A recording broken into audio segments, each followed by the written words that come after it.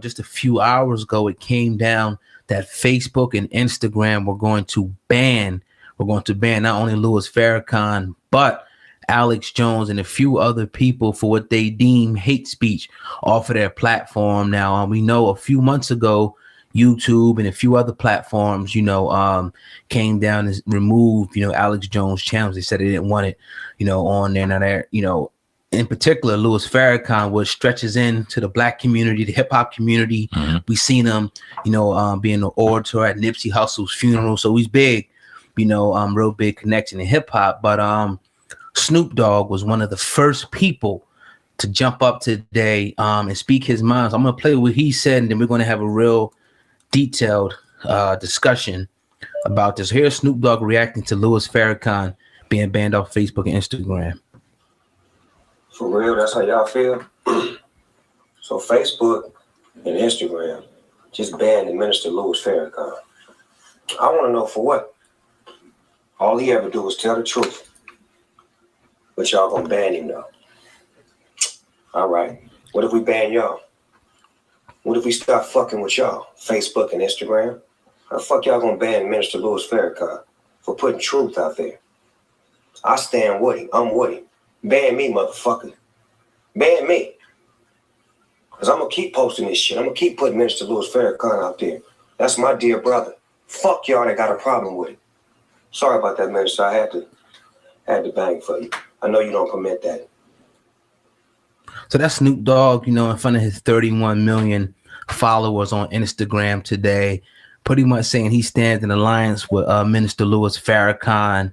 Again, I said I don't like the taste of this, because I kind of stand, even though I know there's a lot of things that may have been said, because I don't know everything that Louis Farrakhan said or Alex Jones, you know what I mean? But it appears that they may have offended a certain demographic of people or a certain race of people, and Facebook or whatever, the people, Instagram, which are connected, put that out word that they want to kind of clear their platform of people that speak like this, you know what I mean? So for Snoop Dogg to be taking his stance is powerful, but I think he has to really know what he's saying when he says it. But what do you think about Snoop Dogg, standing on the side of Louis Farrakhan? Well, I expected 100%. I think that during the times where you've seen Snoop Dogg trying to get peace involved with the Bloods and the Crips early on, and then when we see Snoop Dogg fight for Tukey Williams, trying to get his conviction and trying to get his death row sentence turned over, talking about his peace and things like that. If I'm not mistaken, Louis Farrakhan was also actively involved in that. So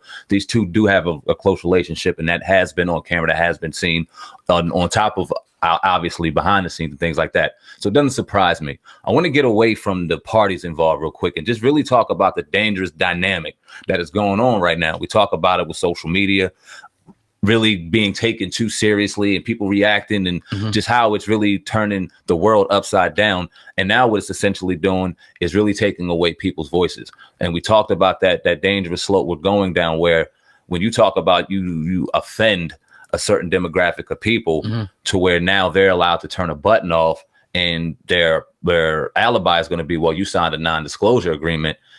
Damn.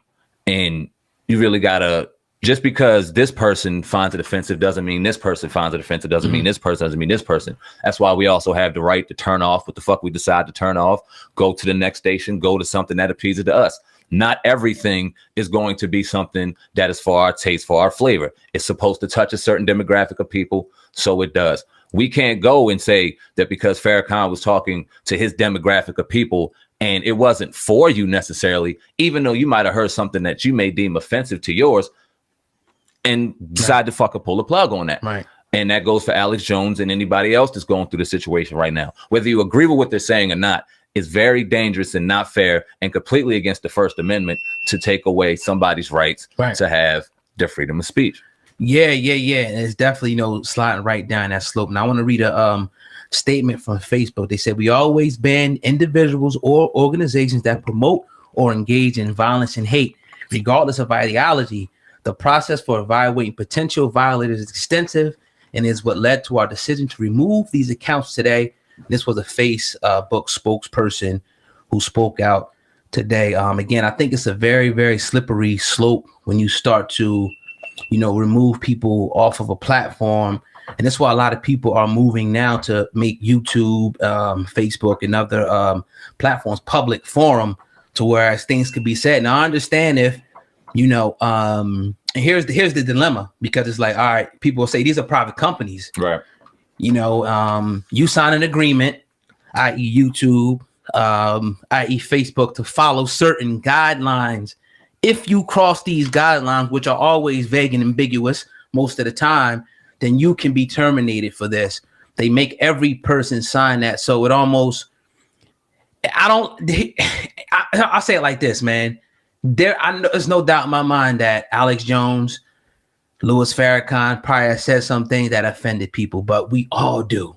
It's just a part of life. For them to start taking away people with a push of a button, I just don't like it, regardless of the ideology, because I believe that people should be able to say what they want to say, period. Now, whether you like it or not, you could turn it off, whatever. But I mean, I would like to really hear, and I probably won't, what exactly made them come to the decision. Like what I know it was a lot of things, obviously a culmination of things, but what was like the straw on the camel's back, say, okay, we're going to pull a plug on Louis Farrakhan or Alex Jones. Like, what did they say that made it hate speech? I want to hear that. I will say this: if they said it, there's millions of other people who have said it, and this is going to have a trickle down effect if Facebook is going to stay genuine and authentic in what they're doing right now. You're not just going to ban these 3 or these 4 or whatever, this isolated group of people, and then automatically assume that that's going to be it, because it's going on throughout all of your platforms. Crazy. And if you're going to go ahead and go about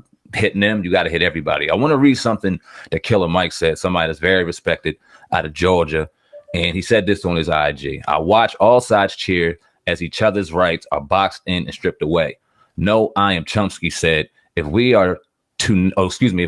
do not believe in freedom of speech for those we despise, we do not believe in it at all. No matter where you stand with the Caps of Roseanne's, with the Alex Jones of Farrakhan's, with the Kevin Hart's and Coulter's, if you cheer for others you disagree with to be silent, soon your muzzle will be delivered to you as well. This country, with all its flaws, is still a beautiful republic in its ambition to honor the rights and freedoms promised.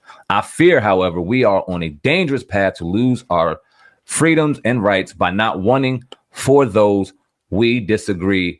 We disagree what we want for ourselves, and that is freedom to express our thoughts and opinions. Don't worry about arguing with me either. I just want you to think." Oh God, what's your thoughts on that, man? I agree. I agree 100%. Once again, with that statement, when you're looking at the First Amendment, it also says, freedom of speech, but the right to express any opinions without censorship or restraint.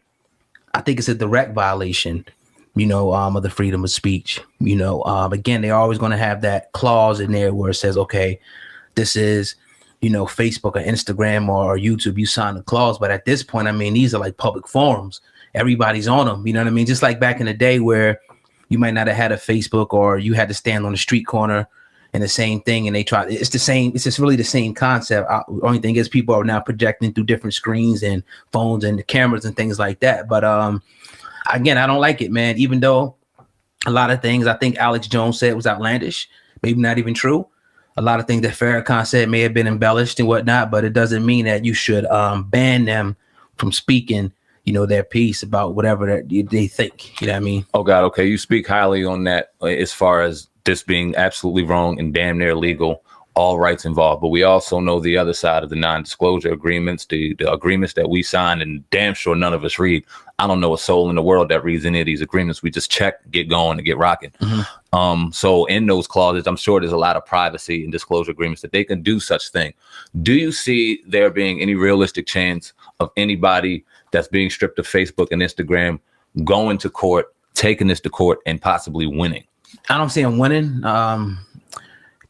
The reason why, here's the reason. The reason why is because you're talking about giants, you know what I mean? Financial giants who have a lot of capital, political power to tie these things up, for long amounts of time in court. So Facebook, your companies, everybody knows the companies, even your Amazons and stuff like that.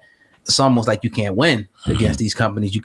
But it's going to be the people are going to have to stand up. And this is the key thing that Snoop Dogg said. He said, what if we stop messing with y'all?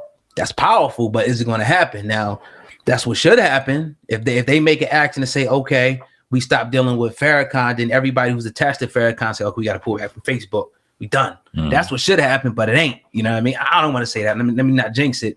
You know what I mean? I hope that it will, because we exercise as the power as the people. Like with any company, wow up the street or anything, people stop going, it closes.